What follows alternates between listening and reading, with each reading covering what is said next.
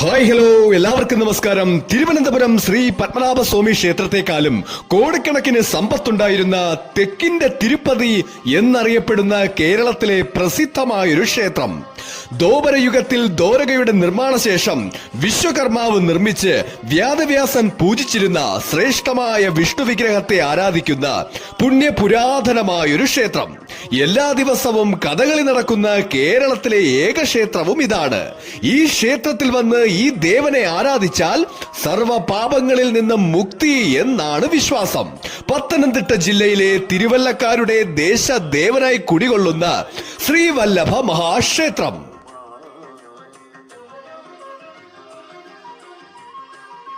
വിഷ്ണുവിന്റെ മറ്റൊരു പേരായ തിരുവല്ലഭൻ എന്നതിൽ നിന്നാണ് തിരുവല്ല എന്ന പേരുണ്ടായത്. ശ്രീവല്ലഭപുരമെന്നും ഈ സ്ഥലം അറിയപ്പെട്ടിരുന്നു.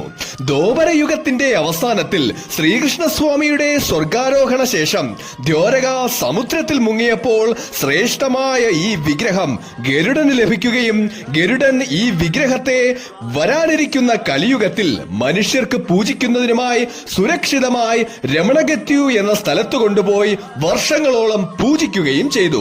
അതിനുശേഷം നേത്രാവതി നദിയിലെ ഭദ്രം എന്ന കയത്തിൽ വിഗ്രഹം നിക്ഷേപിക്കുകയും ചെയ്തു. അങ്ങനെ കാലങ്ങൾ കഴിഞ്ഞ് ഒരു ചേരരാജാവിന് ഗരുഡൻ ബ്രാഹ്മണ വേഷത്തിൽ സ്വപ്ന ദർശനം നൽകുകയാണ്. നേത്രാവതി നദിയിൽ ഒരു വിഷ്ണു വിഗ്രഹം കിടക്കുകയാണെന്നും അതെടുത്ത് ചക്രപുരത്ത് കൊണ്ടുപോയി പ്രതിഷ്ഠിച്ച് ആരാധിക്കൂ എന്ന് സ്വപ്ന ദർശനം നൽകുകയും ചെയ്തു.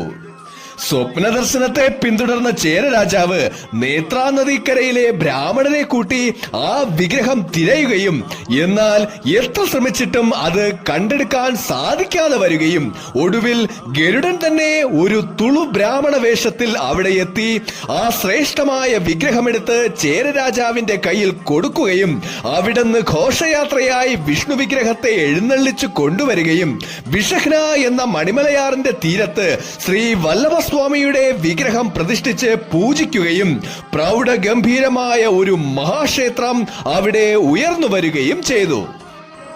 ഈ ക്ഷേത്രം അനിഴം തിരുനാൾ മാർത്താണ്ഡവർമ്മയുടെ ഭരണകാലത്തിന് മുൻപ് വരെ കേരളത്തിലെ തന്നെ ഏറ്റവും കൂടുതൽ സമ്പത്തുണ്ടായിരുന്ന ഒരു മഹാക്ഷേത്രമാണ്.